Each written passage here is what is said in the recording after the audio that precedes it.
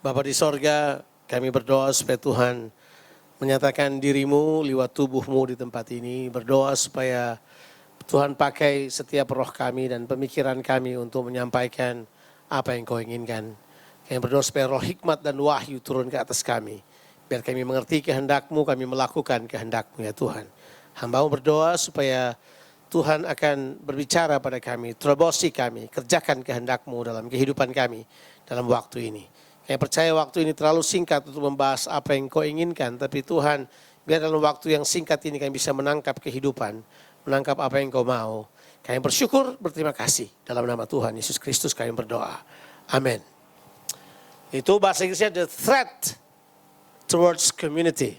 Bukan treat. Kalau treat itu di-treat. Ditraktir ya. Kalau threat itu bercerita tentang ancaman. Apa yang menjadi ancaman buat komunitas. Nah gini, saya mau kita temukan bersama. Jadi kita mau temukan bersama apa yang saudara anggap sebagai ancaman. Supaya dengan jalan demikian kita kemudian bisa memberikan kesimpulan. Jadi saya tidak akan, satu ancaman adalah Lucifer. Enggak, kita enggak gitulah. Jadi kita akan sama-sama untuk kemudian menemukannya. Jadi siap menemukan bersama? Jadi kita akan siap menemukan bersama dan kita tentu dalam waktu 1,5 jam ini kita bisa langsung dialog. Jadi kalau saudara nggak setuju, potong di tengah jalan, kita tetap langsung cerita. Saudara mau tanya tengah jalan, langsung nanya. Kalau kita kemudian mau terlibat dalam banyak hal yang lain, kita bisa kerjakan. Yang paling penting adalah, saya akan memandu saudara dalam waktu mungkin sekitar 7 menit ini ke depan, untuk kira-kira memberitahu kenapa threat ada. Kenapa ancaman harus ada? Mengapa ancaman itu perlu kita perhatikan. Kita mesti mengerti dulu ancaman itu apa dan kira-kira bagaimana dia datang dalam kehidupan kita. Ya, tolong jangan lihat sepatu saya, lihat ke atasin saya. Anda mengganggu konsentrasi saya, kenapa? Ini.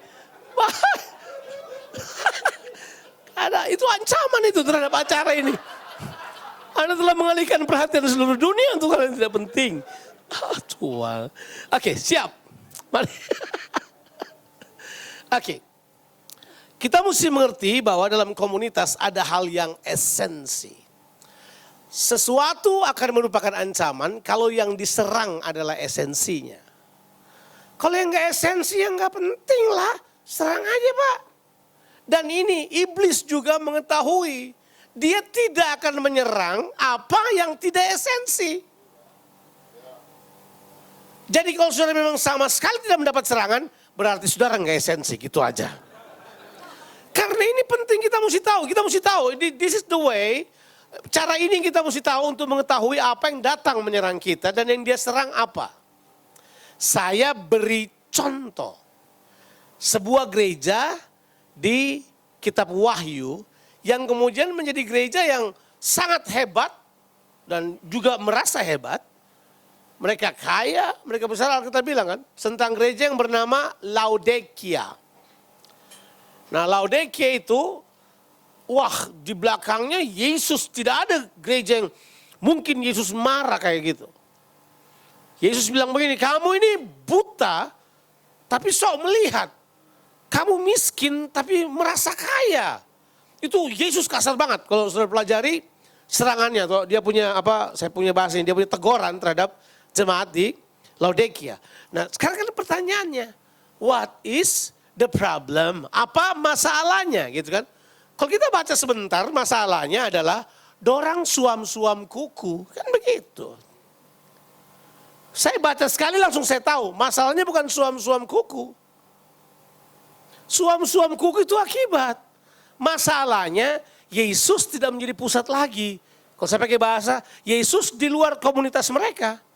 Makanya dia mesti ketuk pintu karena dia ada di luar. Itu? Betul, masa sih? Bukankah memang mereka suam-suam kuku? Jadi orang satu kali suruh saya khotbah tentang Laodikia, bilang, Pak, tekankan suam-suam kuku. Enggak. Saya nggak mau tekankan suam-suam kuku. Yang saya tekankan adalah Yesus tidak di pusatnya. Yesus enggak ada di dalam persekutuan mereka. Yesus di luar. Nah itu ancaman. Kalau Yesus sampai di luar komunitas, itu ancaman. Iyalah, kalau dia masih di dalam, haleluya. Tapi kalau sudah di luar, itu masalah. Nah, di jemaat di Laodikia, Yesus di luar. Makanya dia bilang, aku berdiri di depan pintu dan mengetok. Barang siapa mendengarkannya, membukakannya dan masuk ke dalam. Berarti dari jemaat Laodikia telah mengalami serangan yang paling esensi. Serangannya adalah Yesus tidak merupakan pusat lagi dari apa yang mereka kerjakan. Kan begitu? Nggak gitu ya?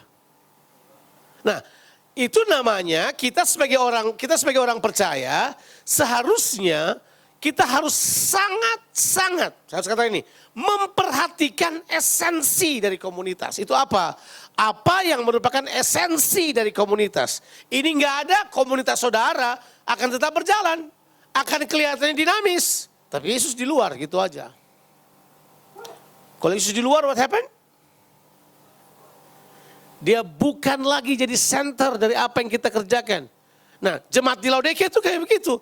Nanti kita cuma merasa aja, ih keren loh kita punya kebaktian. Wah, kalau kita masuk perasaannya enak. Semua perasaan aja. Kan paling gak enak kalau saya bilang, ganteng itu bagus, merasa ganteng kurang bagus. Pintar itu bagus, merasa pintar. Ada banyak orang cuma merasa-rasa.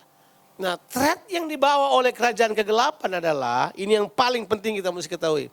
Dia akan menyerang hal yang esensi. Nah, masalahnya kalau kita tidak menemukan apa yang esensi, itu masalah besar buat kita. Disitulah kemudian bercokolnya semua penyakit-penyakit komunitas yang bakal datang dan pergi, yang tanpa kita sadari telah hancurkan kita dari dalam. Sebab kalau esensi hilang, dengarkan saya baik. Kalau esensi hilang, itu berarti yang ada di dalamnya adalah, ini kata yang saya pakai, substitusi esensi. Sesuatu yang kelihatannya esensi, tapi tidak esensi. Halo? Siap? Nah sekarang menurut saudara, ya 7 menit, pas. Berarti sekarang kita akan menemukan terlebih dahulu apakah yang esensi di dalam komunitas. Siap? Oke, kita akan segera ini.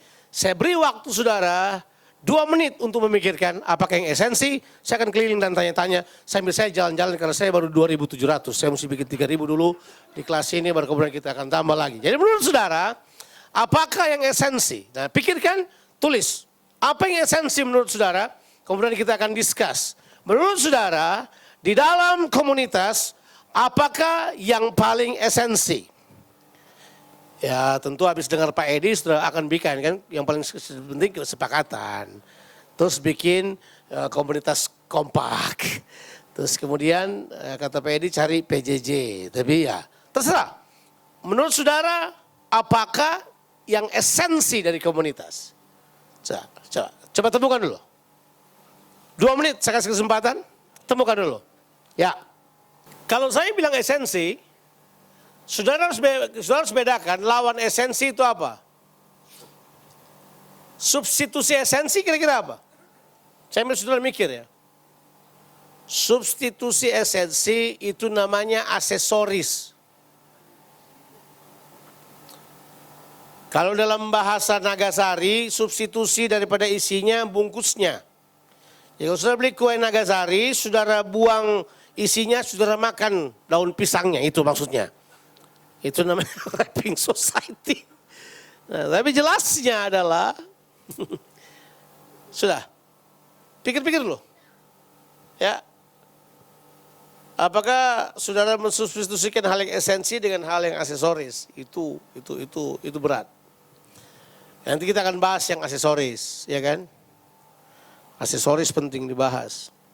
Apakah acara merupakan hal yang penting dalam atau esensi dalam komunitas? Apakah makan-makan adalah esensi dalam komunitas? No, think of it. Itu mesti tujuan, tapi belum tentu esensi kan? Bisa menjadi motivasi, tapi belum tentu esensi, gitu saja. Nah makanya apa yang esensi yang kita ajarkan buat kita perlu ketahui. Siap? Dan sebelah sini dulu. Siapa yang mau angkat tangan beritahu esensi buat saya? Ya ibu? Relationship? Ibu paling hebat. Ibu benar. Relationship. Itu esensi. Itu esensi. Kalau Christian Schwartz beritahukan kepada kita, relationship ini dia sebut, dan tahu Christian Schwartz, Christian Schwartz itu adalah pakar dari pertumbuhan gereja yang natural. Christian Schwartz mendata dari penelitian 1000 gereja di seluruh dunia untuk memberitahukan bahwa penyebab utama gereja bertumbuh karena hal esensi adalah itu disebut sebagai hubungan yang penuh kasih. So itu esensial, itu betul, itu esensi. Coba di persekutuan gak ada hubungan. Apa namanya itu? Clubbing. Apalagi namanya itu? Saya pakai bahasa lebih kasar lagi. Kalau mau kepada keintiman. Prostitusi itu. Itu kenikmatan tanpa hubungan kan? Gak tahu apa itu nikmat, tapi pokoknya itulah kira-kira. Jadi relationship itu betul, esensi. Ada lagi yang mau tambah selain relationship? Mengapakah saudara-saudara berdiam diri, katakanlah ya, suaminya keberadaan atau kehadiran Kristus dalam diri setiap anggota. Esensi. Jadi kehadiran Kristus adalah esensi, itu benar. Kita sudah bahas tadi kan di awalnya. Coba Yesus nggak hadir. Selesai hidup lo. Mau kemana lagi? Yesus nggak hadir. Bikin apa kita? Karena tanpa kehadiran Kristus nggak bisa. Persekutuan punya DNA utama udah tadi tuh. Kehadiran Kristus dan relationship. Oke, pindah. Suami istri dua ini kayaknya mesti maju ke depan dia jelasin buat kita apa itu. Ngapain mesti saya dari sini kan ya kan? Hah? Oke, sebelah sini yang esensi. Angkat tangan lah, jangan malu-malu. Siap. Orang-orang yang terkumpul yang memiliki komitmen yang sama. Komitmen yang sama. Siap. Tapi itu belum tentu esensi. Tapi bisa masuk. Bisa masuk. Karena komitmen penting. Siapa yang bilang bahwa komitmen penting? Komitmen penting. Ya, penting. Tapi lebih penting kehadiran Kristus daripada komitmen orang-orangnya. Sebab komunis sangat komitmen, tapi nggak ada Yesus. Cuma kasih tahu saja.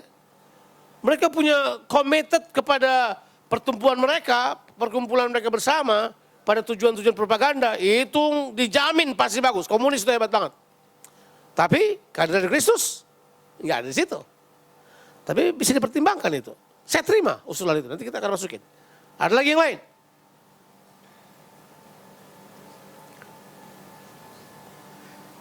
Siapa yang menyesal hadir di kelas ini? Kalau di kelas ini mesti berpikir sebab kita nggak bisa. Ini karena ini nggak bisa. Karena ini mendeteksi. Silakan Pak. Menyangkal diri. Ah siap. Bisa saja. Biara-biara di Gunung Tibet itu menyangkal diri. Tapi nggak ada Yesus. Nah, ya, itu benar. Mereka punya komunal persatuan kuat banget. Relationship-nya barangkali cuman ya begitu aja. Tapi yang nggak adanya Yesusnya tuh. Ya. Ya, siap. Harus visi, Pak. Visi. Ada Visi. tujuan yang jelas. Siap, boleh juga. Boleh juga. Tapi kalau nggak ada tujuan masih oke aja. Ada banyak orang-orang hebat yang punya tujuan. Tapi Yesus nggak ada di situ. Ya kan? Ah siap. Mulai banyak yang angkat tangan ini. Takut dapat usir. Apa ini? Siap. Unity, kesatuan hati. Memiliki kesatuan hati. Kesatuan Republik Indonesia. Siap. Bagus, bagus, bagus. Ya, oke. Nah kalau kesatuan itu menurut saya itu dampak. Kesatuan itu cuma dampak. Siapa yang bilang bagus? Kesatuan itu cuma dampak. Ya cuma dampak. Ada yang lebih mendasar daripada kesatuan. Benar kan? Relationship yang bagus tadi menghasilkan kesatuan. Tapi it's alright. Saya terima kesatuan. Siap. Komunikasi, Pak. Siap. Komunikasi. Komunikasi adalah dasar dari hubungan. Ya termasuk hubungan lah itu sudah. Ya. Itu beliau mengajar communication is the basis of life. Tidak ada komunikasi, nggak ada hubungan. Berarti kalau hubungan sudah ada, komunikasi pasti ada di dalamnya lah ya. Itu bagian-bagiannya. Ada lagi yang lain? Tapi saya terima. Persatuan sebagai tubuh Kristus. Sesama itu tadi, kesatuan. NKRI semua itu, sudah betul, sebentar. Ya Pak. Meninggikan nama Yesus, terlalu luas itu Pak. Itu luas. Tapi saya terima. Meninggikan nama Yesus bagus. Ya, satu lagi. Makan-makan. Sejujurnya saya berpihak pada hal tersebut. Cuma keberpihakan saya tidak selalu harus menjadi esensi kan. Ya. Ada lagi yang lain? Bapak yang tambah banyak. Oke. Ya. Pertumbuhan, dampak. Ya. Sudah, kita mau jawab itu dia jawab. Mengerjakan kehendak Tuhan, esensi. Ya. Percaya pada Tuhan. Kalau nggak ada itu dia tidak akan hadir di situ. Sudah betul. Ya. Ya, kesatuan lagi. Saudara pasti ini dari aliran ini ya, aliran NPC ya. Doa sekota gitu. Ya, enggak apa-apa, it's good. Kita mendambakan kesatuan. Sudah terlalu lama. Mari. Oke. Tadi saya mendengarkan dan saya mengerti cara berpikir saudara. Tapi mari saya beritahu apa yang ditulis di Perjanjian Baru tentang esensinya. Sekalipun saya tidak membatasi hanya 3, tentu sudah bisa mengembangkan karya yang lain, sudah akan temukanlah hal tersebut. Tapi ada 3 esensi yang memang seharusnya merupakan bagian dari komunitas. Kalau saudara membaca buku Eddie Leo, My Home, sudah akan dapat 3 esensi ini juga ada di dalamnya. Atau membaca tulisan daripada Christian Schwartz tentang pertumbuhan gereja yang natural. Ada 8 yang dia berikan. Tapi saya cuma akan berikan pada saudara 3 saja. Yang pertama udah benar. Yang pertama adalah kehadiran Yesus di tengah-tengah komunitas. Itu penting. Nah yuk kita bahas sebentar ini supaya kemudian sudah tahu apa artinya. Nah, jangan salah sangka kata kehadiran itu bukan yang begini. Tolong, bukan yang begini. Kita ngumpul, terus ada yang gerak-gerak, kita bilang itu kehadiran. Itu manifestasi. Tapi kehadiran Yesus yang dimaksud di sini adalah Kristus yang hidup di dalam kamu memanifestasikan dirinya lewat kamu. Itu yang dimaksud kehadiran.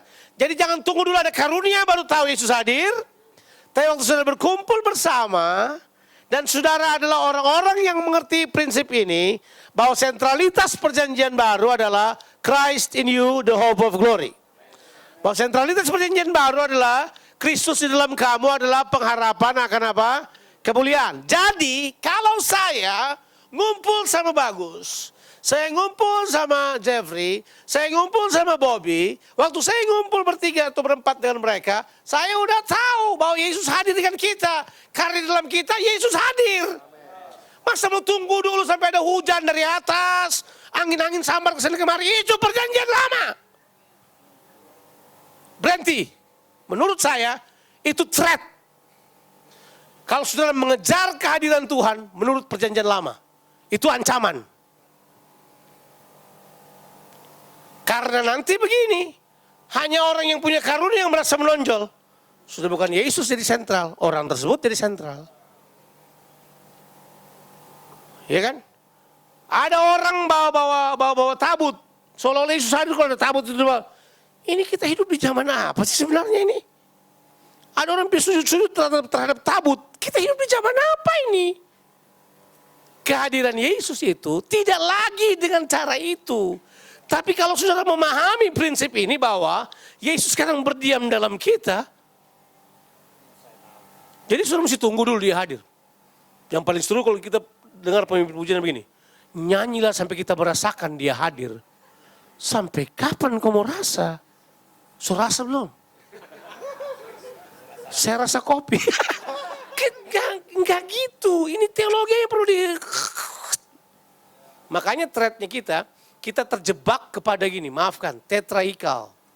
Tetraikal kita terjebak, pertemuan kita tetraikal, mesti ada yang baru hadir. Enggak, baca Alkitab. Yesus sudah berdiam dalam saudara. Yesus itu yang kita beritakan. Yesus yang berdiam dalam kita yang kita nyatakan. Jadi waktu kita datang bersama-sama, kehadirannya sudah pasti ada. Kita tidak lagi mendambakan kehadiran Tuhan di tengah kita seperti di perjanjian lama. Karena sentralitas daripada perjanjian baru adalah Christ in you, and Christ among you. Itu sudah jelas. Itu merupakan sebuah kekuatan. Nah, jangan biarkan kita substitusi ini dengan cara-cara kayak begitu. Ya kan? Nah, sekarang. Itu yang pertama. Siap? Yang kedua. Ayatnya saya kasih lah. Kolose 1 ayat 25 sampai 29. Memang itu merupakan rahasia. Kenapa itu enggak ada? Karena memang di perjanjian baru dibilang bahwa itu adalah rahasia yang hanya dibukakan atau disingkapkan kepada orang-orang kudusnya. Kata orang kudus berurusan dengan orang-orang yang percaya kepada Yesus Kristus sebagai Tuhan dan penebus. Yang dikuduskan oleh Yesus. Wahyu 1 ayat 5 dan 6 beritahu Yesus menguduskan kita. Setuju ya? Saya tidak akan bahas lagi pemahaman teologianya mengenai hal tersebut. Yang kedua, hubungan kasih sebagai keluarga. Tadi Ibu Jane bilang hal tersebut. Hubungan, ini important. Kalau dia datang di tengah-tengah kita dan dia tidak punya hubungan, itu harus diupayakan hubungannya. Sebab hubungannya kita adalah, ini yang dibilang hukum terutama dan semua hukum daripada komunitas. Hukum hubungan. Itu dimulai dengan kasihlah Tuhan Allahmu dengan segenap hatimu dan kasihlah apa? Sesamamu. Dan ini ingat, pelanggaran hukum ini berat banget. Ini hukum utama. Semua hukum dan kitab para nabi bergantung pada hukum ini. Jadi ini loh, ada pengajaran masa kini yang tidak suka hukum. Mereka anggap semua hukum adalah hukum Taurat. Tidak. Di mana ada kerajaan, hukum selalu ada. Kerajaan mana yang ada tanpa hukum? Itu namanya kerajaan rimba. Kita enggak kan? Bukan hukum rimba kita. Waktu kita kumpul ada hukum kasih namanya. Ada Alkitab, Yesus bilang itu hukum yang terutama. Kalau kalian anggap itu bukan hukum, tidak tahu apa namanya kalau begitu. Tapi jelasnya adalah hubungan kasih sebagai keluarga itu adalah hal yang penting. Nah, hubungan kasih sebagai keluarga ini harusnya dia natural. Jadi ini tidak boleh terjadi secara paksa, tidak boleh terjadi sebagai tren. Dia adalah sesuatu yang sangat natural. Bilang dulu natural. Kalau belum natural, belajar sampai natural. Kalau belum natural, terima kasih yang penuh sampai kita natural. Karena memang dia mesti natural. Kalau enggak, teatrikal. Selesai. Kita hanya buat-buat. Oke? 1 Timotius 3 ayatnya yang ke-15. Berarti komunitas bukan sekedar pertemuan mingguan. Komunitas adalah hubungan natural yang dibangun dari hari ke hari sebagai keluarga ilahi. Jadi itu perlu kita tangkap. Itu yang kedua. Sekarang yang ketiga. Ya. Ayatnya adalah 1 Timotius 3 ayat yang ke-15. Jadi jika aku terlambat. Ini kata yang dia pakai. Jadi jika aku terlambat. Sudahlah engkau tahu bagaimana orang harus hidup. Itu sebagai keluarga Allah, tiang dasar dan seterusnya. Sudah boleh baca lah. Ya. Jemaat Allah yang hidup, tiang penopang dan dasar dari apa? Kebenaran. Boleh juga saudara baca di dalam Filipi pasalnya kedua ayat 1 sampai 5. Itu juga menceritakan hal tersebut. Nah, saudara harus mengerti prinsip ini. Saudara tidak pergi ke komunitas. Saudara tidak pergi ke gereja. Karena saudara adalah komunitas itu sendiri. Saudara adalah bagian dari komunitas. Jadi tidak pergi. Soal pergi dan datang itu bukan masalah buat kita. Yang ada adalah kita harus menghidupi komunitas. Karena sudah diajar tentunya kan, komunitas itu adalah gaya hidup Allah. Jadi komunitas bukan tempat. Komunitas bukan perkumpulannya. Komunitas adalah gaya hidupnya. Halo? Karena komunitas adalah gaya hidup ilahi. Ya, Allah Bapa, Allah Anak, Allah Roh Kudus telah berkomunitas dari awal. Itu ditulis di Alkitab. Ya kan? Nah itu yang kemudian pindah kepada manusia. Kita diciptakan menurut gambar kita. Di kata persekutuanlah ini muncul kata yang paling penting. Yang namanya kita. Di sini saya akan ajar pada saudara thread yang pertama. Karena dia menyerang, maka thread yang pertama adalah itu. Bilang dulu kata ini. Apa lawan dari kita? Aku. Jadi thread yang pertama di komunitas adalah aku. Begitu ada keakuan di situ, Lucifer punya tempat berpijak. Sebab kalau saudara baca Alkitab dari awal, saudara akan mengetahui setiap kali Tuhan melakukan hubungan dengan manusia, Tuhan menggunakan kata ini, marilah kita, baiklah kita, supaya kita. Itu bahasa Tuhan untuk kita. Tuhan mendekati manusia dengan kata kita. Mengapa? Karena manusia dijadikan menurut gambar. Manusia diciptakan menurut gambar. Manusia diciptakan menurut gambar kita. Baca ulang. Saudara pasti itu dia, nggak baca betul-betul Alkitab kan. Kejadian 1 ayatnya yang ke-26. Maka berfirmanlah Allah, baiklah kita menjadikan manusia menurut gambar dan rupa. Jadi kita manusia diciptakan menurut gambar dan rupa kita. Kita yang mana ini? Kita yang di atas itu, yang adalah Allah Bapa, Allah Anak. Jadi manusia punya gambar adalah kita. Berarti setiap kali komunitas berkumpul bersama, dalam kekekalan, kita hadir di situ. Ya, kita. Jadi waktu manusia diciptakan, gaya hidup dari atas, kalau pakai bahasa itu, bahasa musik transpose. Kunci K, komunitas dari sorga, pindah ke bumi. Namanya keluarga. Ditranspos ke bumi. Jadi sekarang manusia punya gaya hidup kita. Nah karena itu gaya hidup, makanya kita perlu jaga. Jangan sampai muncul gaya hidup asing. Gaya hidup asing itu yang sebenarnya sekarang merupakan, apa itu, saya datang dia repackaging terus ya. Dari tahun ke tahun. Sampai kemudian Paulus bilang di 2 Timotius 3 ayat 1 sampai 5. Paulus beritahu bahwa pada nanti akan datang masa yang berbahaya. Manusia akan mencintai dirinya sendiri. Jadi aku kemudian menjadi masalah besar dalam komunitas. Pelajari baik-baik ya. Pelajari baik-baik. Anehnya, semua daerah Kristen yang dimulai dengan komunitas, endingnya adalah individualitas. Eropa, Renaissance muncul, individualitas masuk. Amerika, muncul, pertama Injil masuk, gerakan Pentakosta muncul, orang penuh dengan Roh Kudus tidak bersama-sama. Sekarang, entertainment hancurkan gaya hidup itu. Apa yang kita cari sekarang ini adalah, bahwa serangan-serangan dari kerajaan kegelapan, dia menyerang dengan memasukkan virus aku ini ke dalam kita.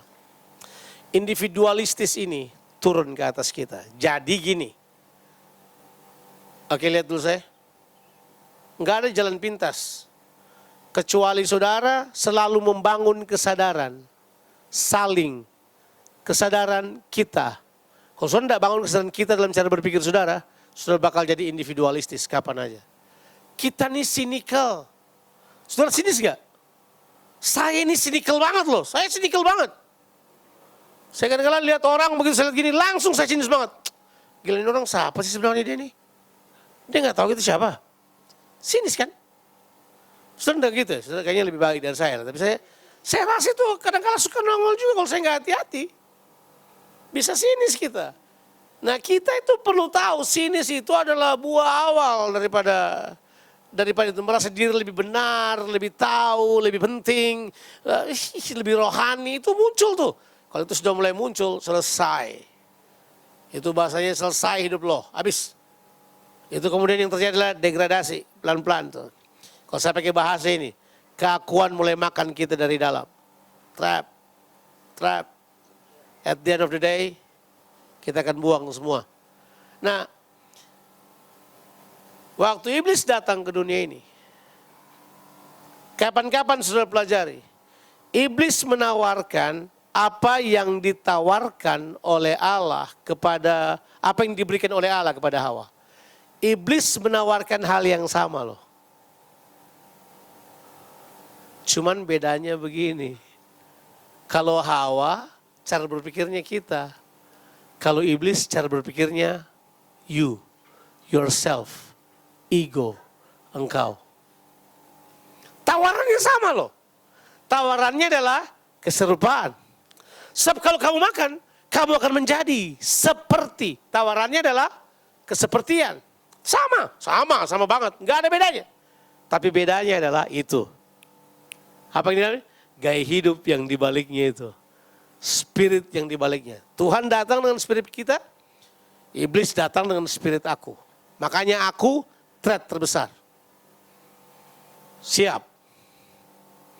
Saya mempercayai, setiap kali orang percaya ngumpul, keakuan pasti akan eliminasi. Akan pasti terkikis, akan pasti dikalahkan. Kalau kita benar-benar membangkitkan gaya hidup kita. Terus, dengan rendah hati, jangan lihat-lihat rupa, jangan rasis, itu perlu dilawan. Saya rasis. Ya, saya bilang ini gak rasis. Rasis ancor. Itu bahasa Ambon. Saya rasis. Tapi saya harus lawan itu kalau dia muncul. Kalau ketemu orang Ambon cuma bicara sama orang Ambon aja. Ketemu sama orang Manado cuma sama mereka aja. Saya alami itu. Sudah enggak ya? Enggak sadar maksudnya. Kita rasis. Jangan biarkan, ini saya pakai bahasa. Jangan biarkan produk aku datang pada saudara. It's a biggest threat. Produk aku cabut keluar. Sampai ke akar-akarnya. Jangan kasih kesempatan. Waktu saya di sekolah Alkitab, ini motonya kita. Aku yang kaku dan tidak laku harus dipaku, gitu.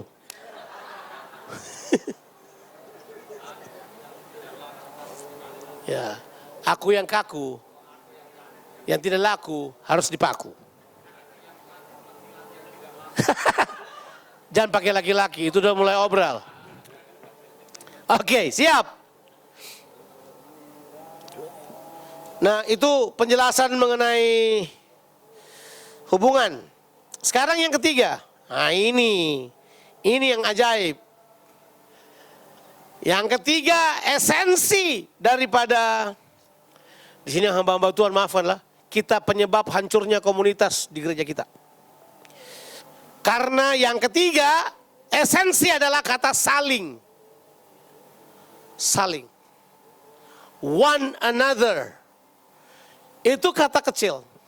Tahun 89, saya menginjakan kaki, 88, saya menginjakan kaki di Sydney untuk sekolah. Sampai di Sydney mendapat sebuah buku tulisan Jean Jatz. Judulnya One Another. Saya kan kalau beli buku kadang-kadang lihat title dulu kan. Saya pengen beli buku lihat langsung isinya. Nggak menarik. One another. So, one another to the other and another. Maksudnya kemana nih buku? Begitu gua baca men. Seluruh hidup saya berubah. Umur saya waktu itu baru sekitar 23-24 tahun. Masih muda belia. Tapi begitu saya baca, saya pikir, this is it. Ini dia ini. Saya jadikan buku itu sebagai bacaan saya. Ini Jean Jatz yang bilang, dia menemukan di dalam perjanjian baru ada 53 kata saling. Yang sama dengan kata itu adalah kalau seluruh kata penyembahan digabung jadi satu dan kata kerajaan. Jadi 53 kali bayangin kata saling. Saya hitung di bahasa Indonesia cuma 33 kali. Hilang kemana bahasa kita itu ya?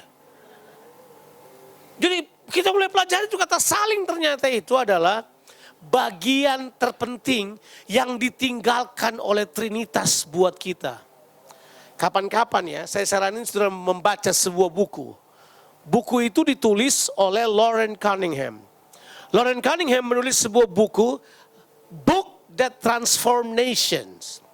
Kalau Anda tahu buku itu apa, tanya sama Pak Jeffrey, ini orang YWM. Suka luar setahu masih YWM kok. Tanya dia, suruh cari tahu bukunya kayak apa. Tapi buku itu bagus. Nah kalau saudara tidak suka baca dari awal sampai akhir, saya kasih tip, baca tengah-tengahnya aja. Ya buka bukunya tengahnya aja, langsung baca dari tengah aja.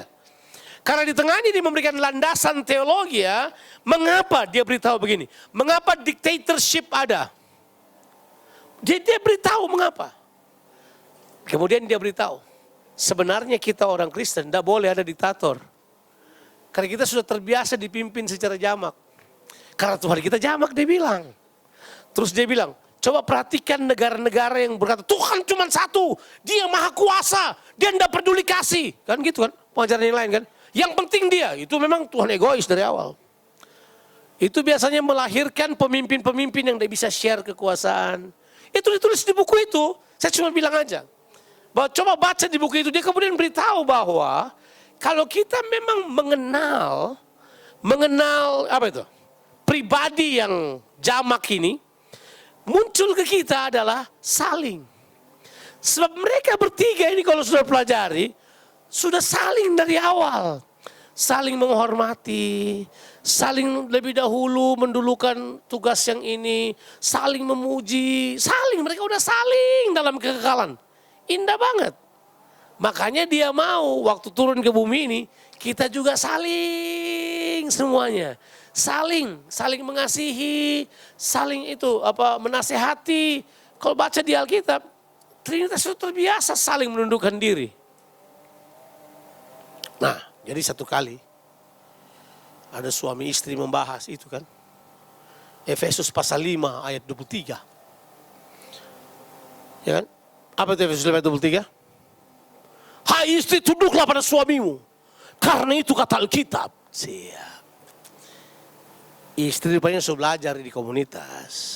Jadi si bilang buat suami, Pak kalau baca Alkitab baca menyeluruh Pak. Jangan potong-potong, baca dari atas sedikit dulu. Nah sayangnya bahasa Indonesia tidak menggunakan kata menundukkan diri. Efesus 5 ayat 21. Ini kata sudah ada. Dan rendahkanlah dirimu seorang dengan yang lain. Bahasa Inggrisnya submitting to one another. Jadi sebenarnya pendekatan bahwa istri harus tunduk pada suami harus ini dulu. Saling tunduk dulu baru istri tunduk pada suami. Terus. Saudara setuju kan? Kelihatan gak setujunya. Karena saudara berasal dari pemahaman diktator. Tuhan cuma satu. Memang Tuhan kita satu tapi tiga tapi satu. Jangan minta saya jelaskan, saya tidak mau. Karena itu tidak terjelaskan, tapi dapat dinikmati, gitu aja. Sudah Trinitas tidak perlu dijelaskan, nikmati saja. Karena memang tidak selalu apa yang kita nikmati perlu dijelaskan kan? Tidak harus kan? Betul tak? Atau semua yang dinikmati harus dapat dijelaskan. Kalau saudara misalnya minum sirsak, begitu saudara minum kamu menjelaskan, ini rasanya adalah perpaduan antara gula sama ini. Kan saudara tidak jelasin kayak gitu, saudara nikmati aja. Hanya orang gila yang minum sirsak berkata gini, ini terdiri dari unsur ini enggak lah. Oke, siapa yang tahu definisi mencium?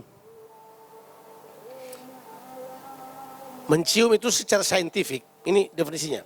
Scientifically speaking, to kiss is two mouths become one and they share the germ together. Nah, saudara pernah nggak tahu ya? Bahwa mulut saudara adalah tempat yang paling berkuman di dunia ini. Jadi bayangkan, mulut satu berkuman, saling berciuman, saling menukar kuman kan. Tapi masa saya pulang pelayanan jauh-jauh, kemudian saya berkata, sayangku, bolehkah saya menukar kuman saya dengan kumanmu? Kuman ini saya dapat dari tual, bolehkah saya mengatakan kuman? Kan tidak begitu kan.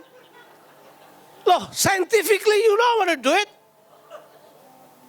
Tapi karena ternikmati, kita dengan tenang saja melakukan, kita nikmati. Tidak semua yang dinikmati harus dijelaskan secara saintifik. Nah berarti isu threat ini kita mesti ketahui. Bahwa saling ini punya threat adalah apa? Apa lawannya saling? Sendiri. Disinilah sebenarnya hal yang paling berat untuk mempersiapkan pemimpin komunitas. Ini yang paling berat menurut saya. Apalagi kalau pemimpin yang punya penyakit try to make it happen. Ini paling berat sudah. Dia akan bikin semuanya jalan menurut maunya dia. Akhirnya salingnya mati. Oh orang itu gak bisa.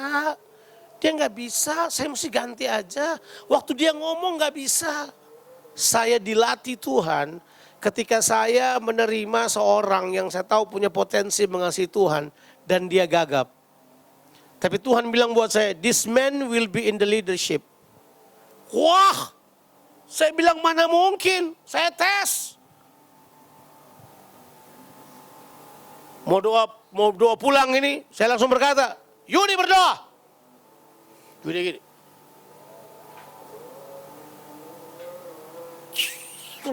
Sudah lihat, Istri saya berkata, Jo kamu kejam banget ya.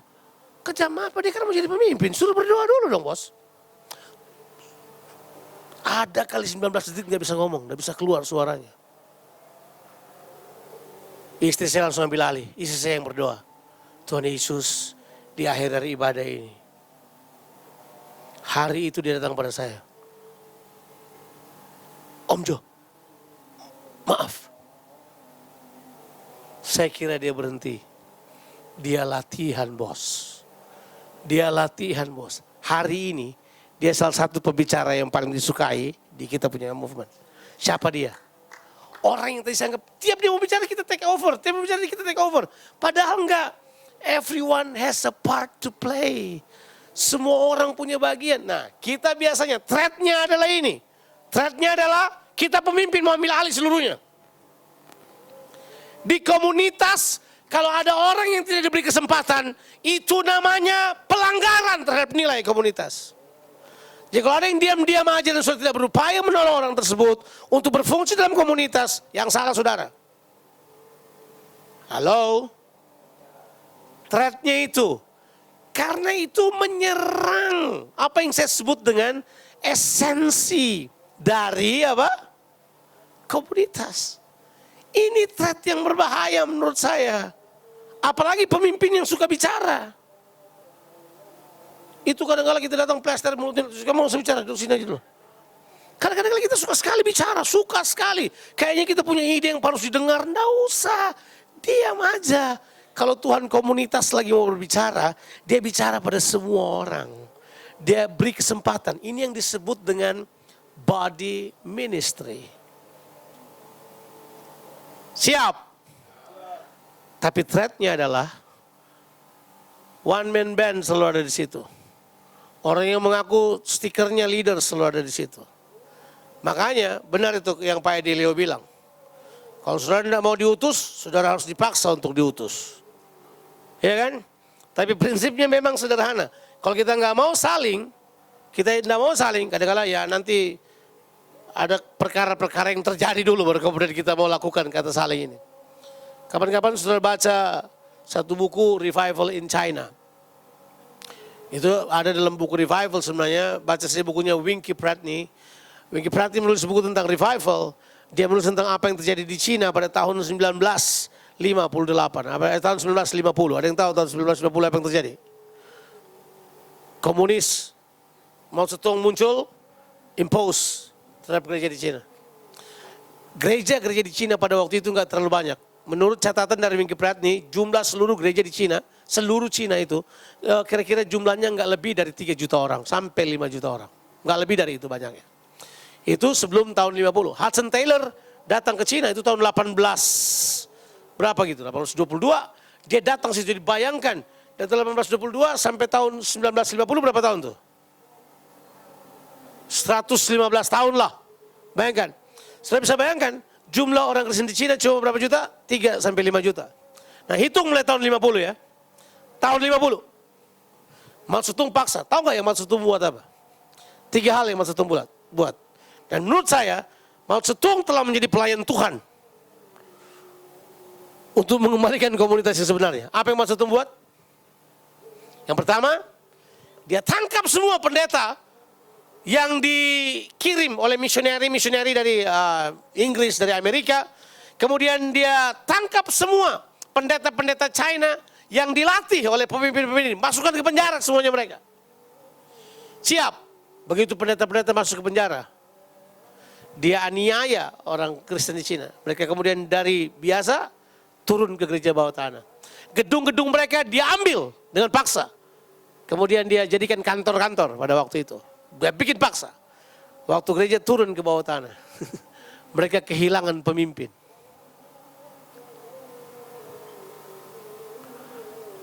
Tapi mereka tidak kehilangan hadirat Tuhan. Mereka tidak kehilangan hubungan. Mereka tidak kehilangan saling. Di saling inilah orang yang biasa mulai berdiri.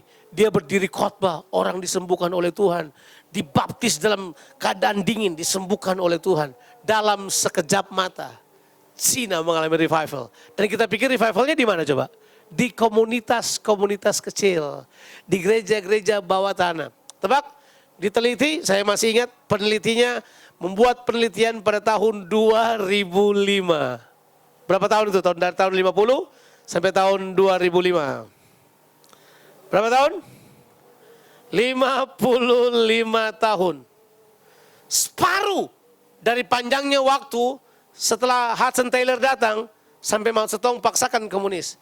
55 tahun. Pada tahun 2005, tebak berapa orang Kristen yang ada di Cina pada waktu itu? Sekarang sudah 1,2 miliar, bukan?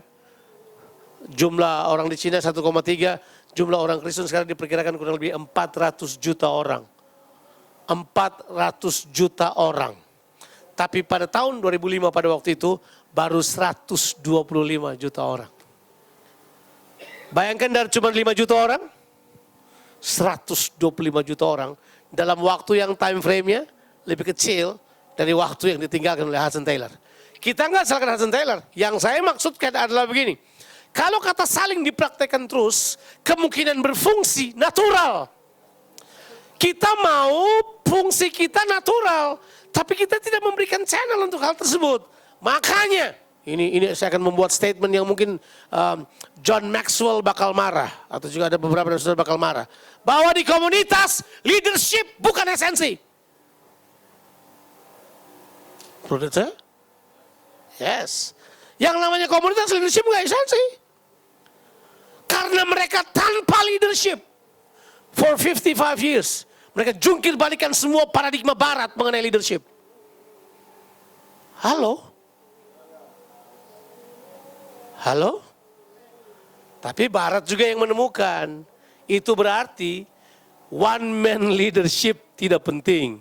Yang adalah everybody is a leader. Itu yang penting. Berarti dalam diri setiap orang ada kemampuan itu yang perlu dikeluarkan. Nah itu yang seharusnya merupakan kekuatan dari gereja. Threat itu yang lagi diserang sekarang. Makanya saya meyakini dalam komunitas sebenarnya adalah kita harus menghargai setiap orang. Begitu penghargaan hilang, selesai. Ya, tugas saya udah selesai. Ada pertanyaan?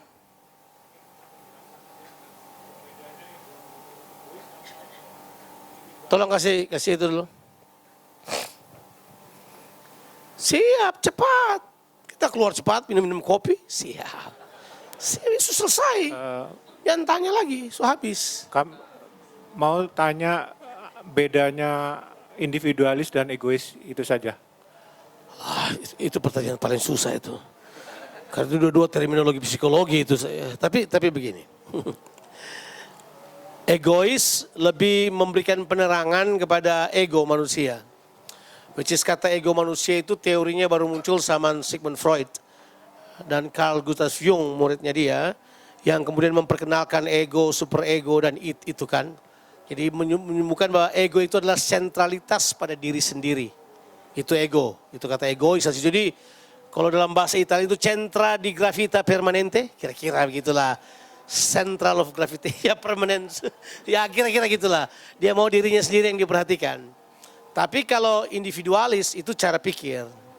Individualis itu mempengaruhi cara kerja. Jadi ada orang yang gak egois, tapi dia individualis. Gitu kan? Ya, paham ya maksud saya? Individualis itu cara kerja sesuatu. 3 orang diminta mengerjakan, kamu gak usah, saya bisa sendiri. Itu individualis. Ya kan? Nah dunia lagi digiring kepada individualis, tapi pada saat yang sama membesarkan ego. Which is enggak, itu adalah hal yang sedang digiring kemana-mana. Nah sudah? Ada yang mau bertanya lagi? Silakan Bapak Ibu yang akan bertanya. Saya sudah selesai, saya ingin tambah sedikit aja kalau nanti masih ada yang mau enggak bertanya lagi. Silakan. Pak Darmanto di belakang. Kalau ini nanti saya minta istrinya yang jawab dari depan. Ya tadi kuncinya kan saling bukan ego. Tapi saya lihat iblis juga bisa kerjanya saling lah. Siap. Misalnya Siap. penjahat itu bekerja sama saling itu juga bisa berhasil. Jadi saya bilang iblis pun kerjanya saling bukan cuman. Nah mari saling ini bukanlah saling yang ini dia ini. Kita harus mengerti pengertian saling ini. Saling ini ada di dalam bingkai kasih. bukan dalam bingkai purpose. Kalau saling dalam bingkai purpose, bajingan buat itu jago. Mafia buat itu jago. Tapi kalau dia dalam bingkai kasih, itu berarti bukan tujuan fokusnya, tapi pengembangan dari orang-orang yang ada di sekitarnya.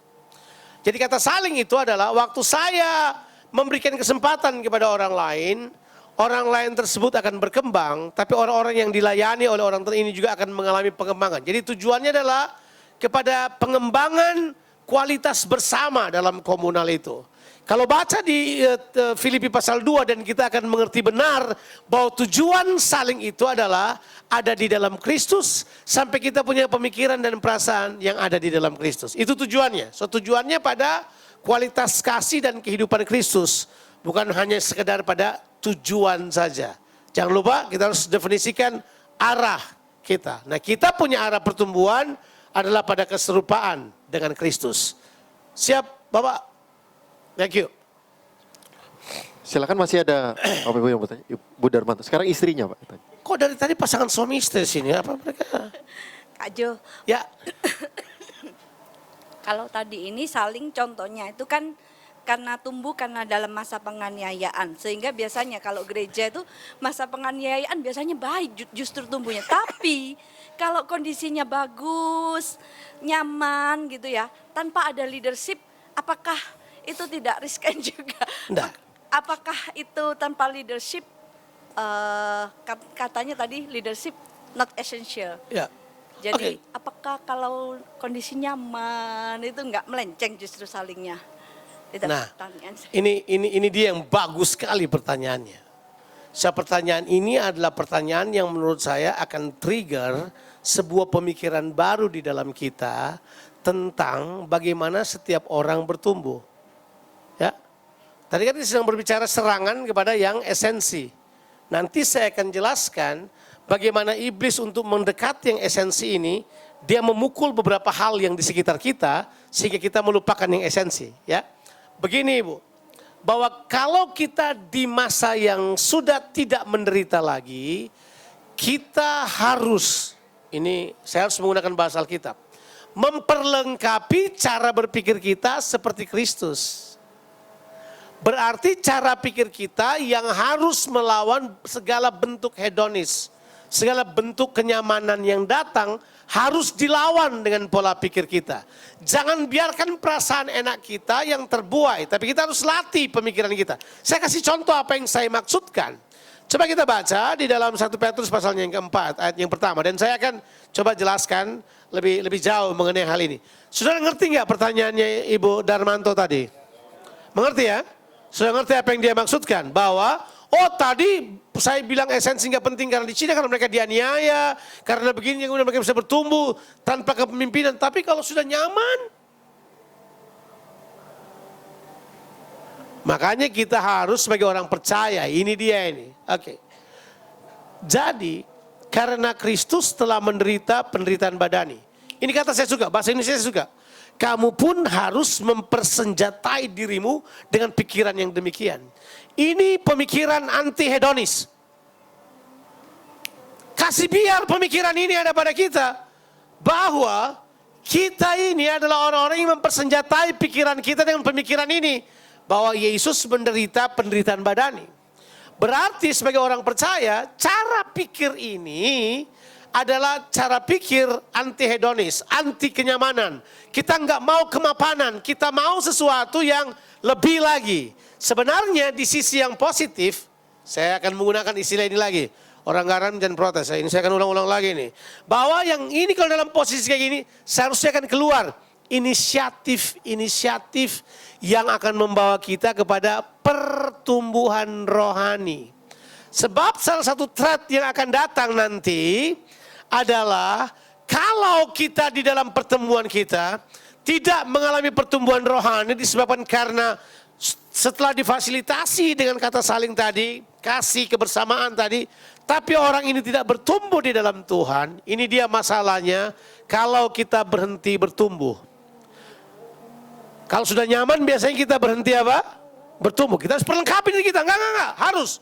pertumbuhan kadang-kala akan mengalami ketidaknyamanan. Memang itu memang bagian daripada pertumbuhan. Proses pertumbuhan selalu nggak nyaman. Nah ini kita mesti dengar ini. Prinsip yang penting buat kita. Bahwa kita perlu mengembangkan inisiatif-inisiatif yang baru di dalam diri kita. Untuk kemudian bisa keluar dari kenyamanan tersebut. Yaitu saudara kemudian, haleluya, are you ready now? Saudara kemudian harus kembali melihat disposal saudara untuk kemudian menyerahkan disposal saudara dengan kemurahan hati saudara membagikannya kepada orang-orang yang lain. Kenyamanan biasanya terjadi ketika saudara memiliki lebih banyak dari yang saudara butuhkan. Betul nggak? Belajar kasih kosong. Belajar kasih kosong lemari pakaian. Belajar kasih kosong dompet. Loh ini komunitas kan? Halo? Saudara harus punya inisiatif-inisiatif yang baik untuk hal tersebut. Jangan biarkan kenyamanan kuasai saudara. Sebab kalau kenyamanan kuasai saudara, selesai. Nah makanya, kita perlu berinisiatif untuk bertumbuh. Kalau saudara mau bertumbuh, you have to give out. Harus memberi, supaya saudara bertumbuh. Yang saya maksud bukan uang kan, waktu, perhatian pada orang lain, mulai mentor orang, mulai tanggung orang lain punya kebutuhan sedikit dulu, mulai gini, kirim. Pokoknya saudara mulai keluar dari zona nyaman saudara. Itu inisiatif saudara. Inisiatif. Bilang dulu inisiatif. Menurut saya inisiatif itu kakaknya ketaatan. Kalau orang cuma taat karena perintah, anak SD buat itu lebih bagus dari siapapun. Tapi inisiatif pada kebenaran-kebenaran, inisiatif kepada hal-hal yang baik untuk kemajuan pertumbuhan, itu tanda kedewasaan. Nah ini prinsipnya. Kalau musuh kita berhasil menghentikan kita untuk bertumbuh, berarti apa yang terjadi? Saudara telah kalah terhadap dunia. Galatia pasalnya yang keempat, ayatnya yang kedua. 3 atau 4 ya, coba lihat dulu. Salah. 1 dulu kita mulai. Oke. Ayat 1 dulu.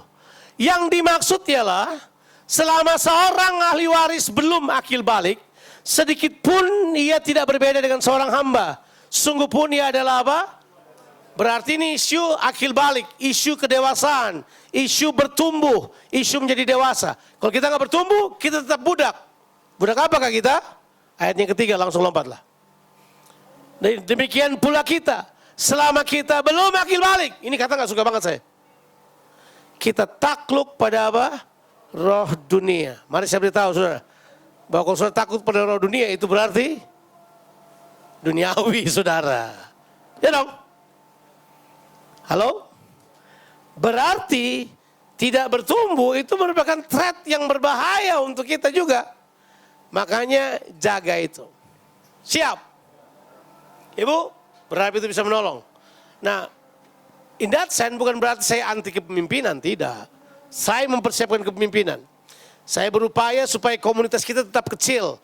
Begitu sampai 50 kita berusaha pisahkan mereka. Supaya keluar pemimpin-pemimpin yang baru. Mereka bisa dilatih. Dan itu cepat banget cara kayak gitu.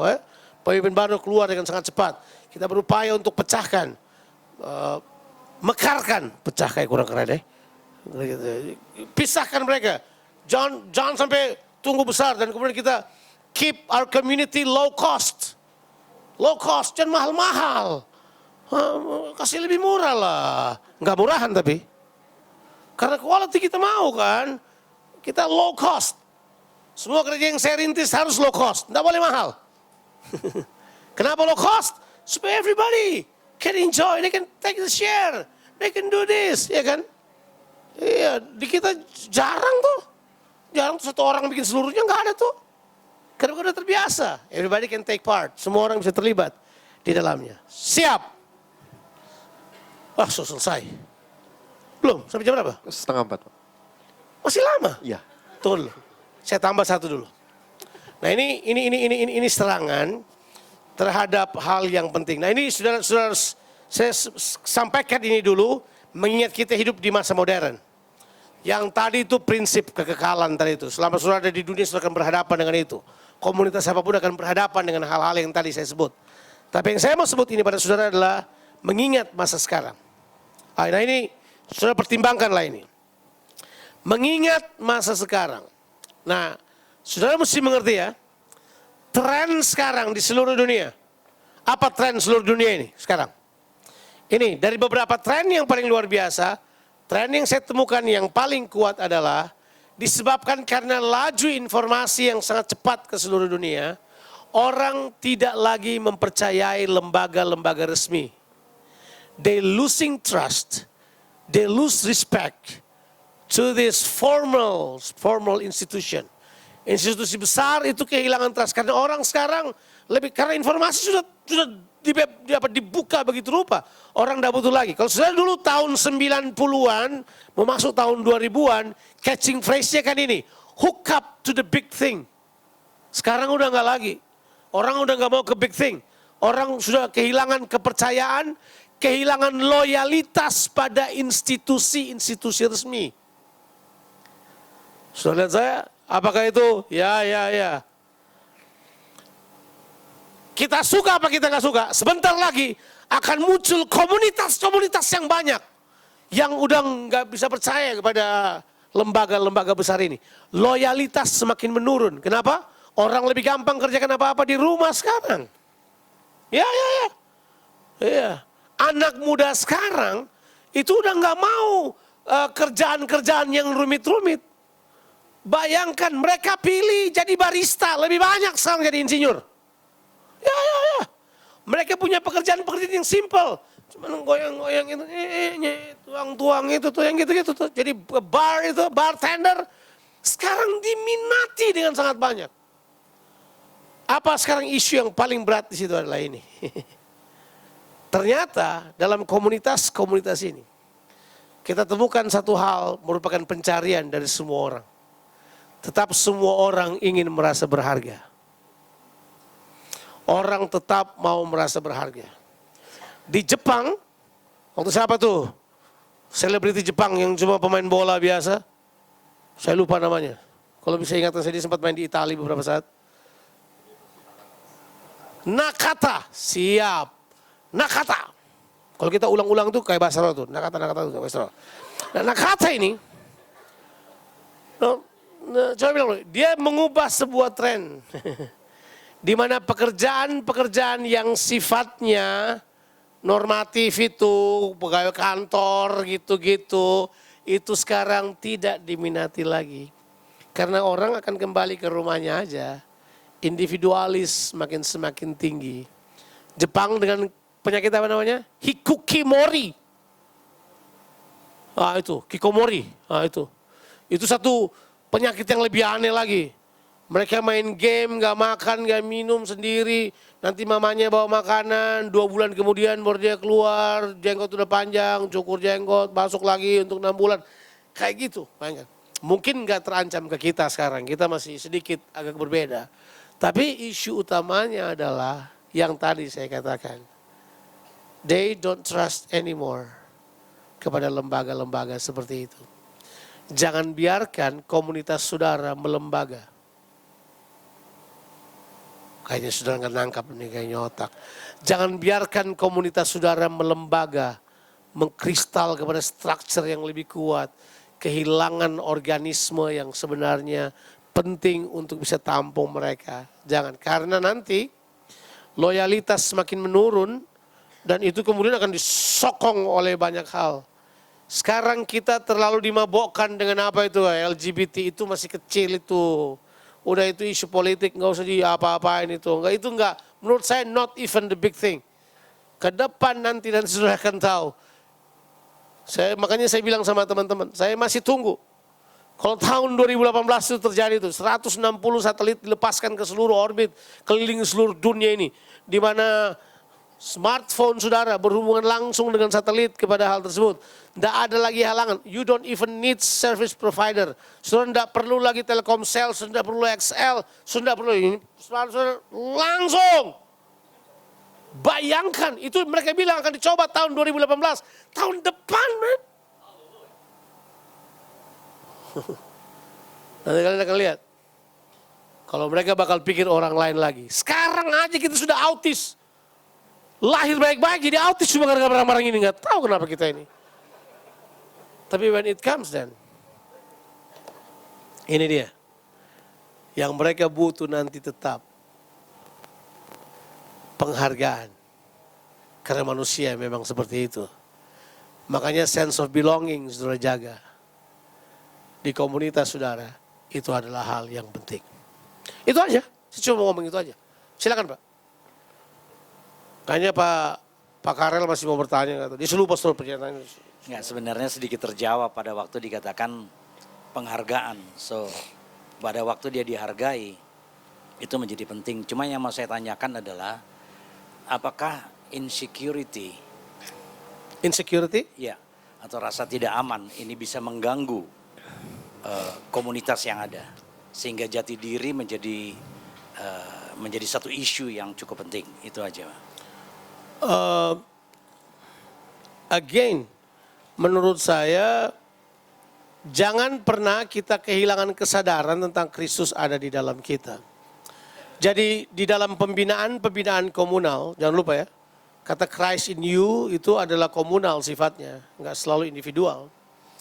Kalau kata Christ in you ini kita kembangkan, maka sebenarnya isu jati diri selesai.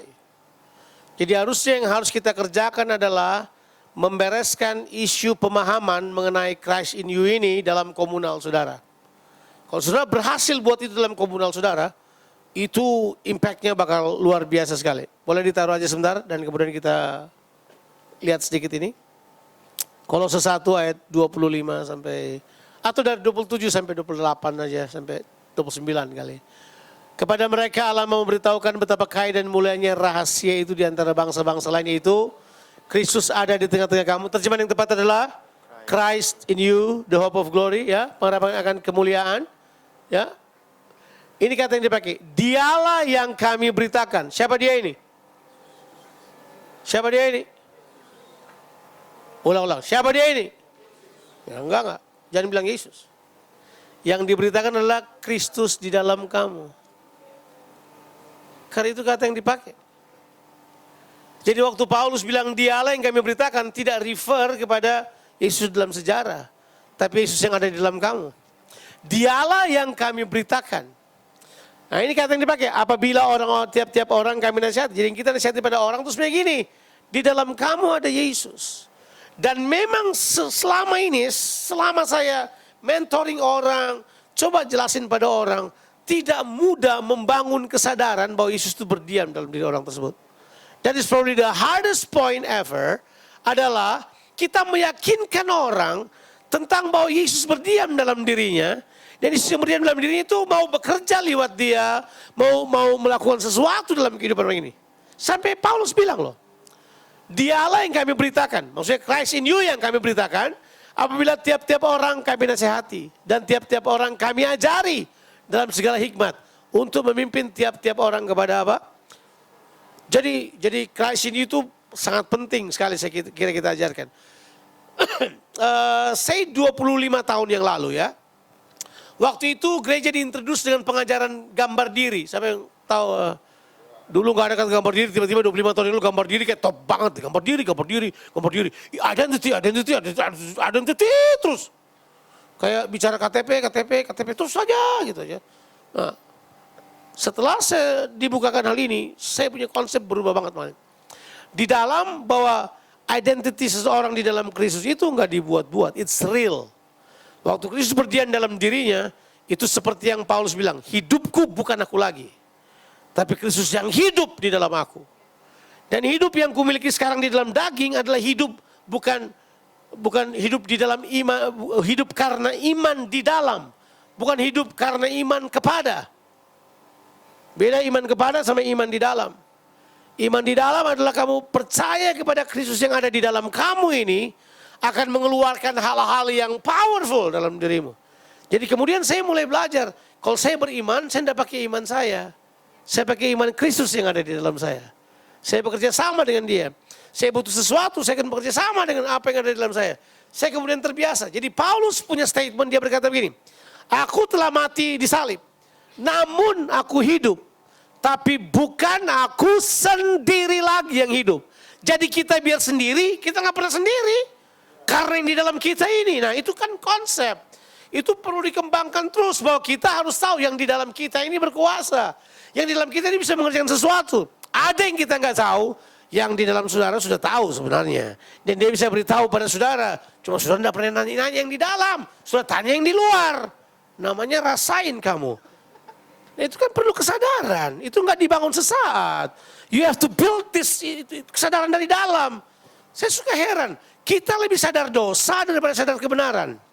Kita lebih sadar utang, kesalahan orang lain, kecelakaan di luar daripada sadar bahwa Kristus berdiam dalam kita. Padahal yang berdiam dalam saudara adalah hal yang paling real dari apapun. Itu yang ditulis oleh perjanjian baru sebenarnya. Tapi kita rasa nggak real. Nah itu. Sudah menjawab saya kira itu sudah perlu saya tambah-tambah lagi cukup. Itu project Christ in you itu sampai pada kesempurnaan. Udah ikuti track itu aja, nggak usah tambah-tambah yang lain. Cukup. Baik, apakah ada pertanyaan lagi dari Bapak Ibu?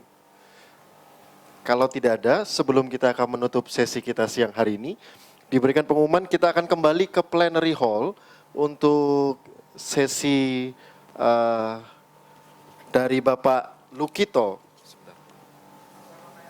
Oh, silakan. Silakan tanya dulu. Siap. Ini memang penanya dilatih untuk bertanya dari dulu. Iya Pak, sorry Pak. Kalau misalnya tadi Saudara-saudara kita sedang menyaksikan good news. Ya silakan ya. Bang Jo bilang kan tahun 2018 kan ini satelit akan online semua. Nah kalau misalnya semua orang pasti akan menuju ke individualistik. So mungkin bisa kasih pemikiran atau insight kira-kira model komunal seperti apa ke depan yang akan mungkin lebih cocok. Mungkin kalau kota-kota yang lebih kecil masih bisa dilakukan seperti apa yang kita punya sekarang. Tetapi kalau misalnya kita tinggal di kota-kota yang lebih besar, seperti di Melbourne atau mungkin di Jakarta, ini akan pasti mengarah ke satu jalur yang 180 derajat berbeda total. So mungkin ada pemikiran-pemikiran yang mungkin selama ini sudah pernah dipikirkan, mungkin bisa di-sharekan kepada kami. Thank you. Ya saya takut prematur aja, tapi nggak apa-apa. Saya beritahu aja, saya tetap menganjurkan authenticity dari komunal di mana kita ketemu, bersentuhan, bertatapan, itu tetap harus dibangun. Sepada kecenderungan gereja masa kini berusaha untuk accommodate apa yang terjadi sehingga kemudian mereka lepaskan apa yang seharusnya merupakan kekuatan dari community itu sendiri. Jadi kalau saya tetap percaya bahwa kita bisa ke arah situ, tapi kemudian kita harus sadar bahwa ke arah itu bukan berarti kita harus ikuti kan selalu. Kita harus pilih-pilih yang sangat tajam, harus ada informasi-informasi yang kuat mengenai hal tersebut. Ya kan? Misalnya saya kasih contoh aja. Sebelum itu terjadi kan sekarang di seluruh dunia udah diperkenalkan lebih jelas lagi mengenai chip di mana-mana kan. Like 5 years ago kan tidak. Waktu Obama mencoba memperkenalkan dia punya Obamacare dengan menggunakan chips itu masih ditentang. Bayangkan ada seluruh state Texas menolak, seluruh Midwest menolak. Mereka tidak pengen hal tersebut. Tapi isu utamanya adalah itu akan terus digiring kan. Jadi nanti saya kira dengan seluruh satelit ini kita kan harus paham bahwa itu bukan kebutuhan. Kecuali kita telah digiring sekian lama. Karena hello, lihat dulu saya baik. Saya harus beritahu pada saudara.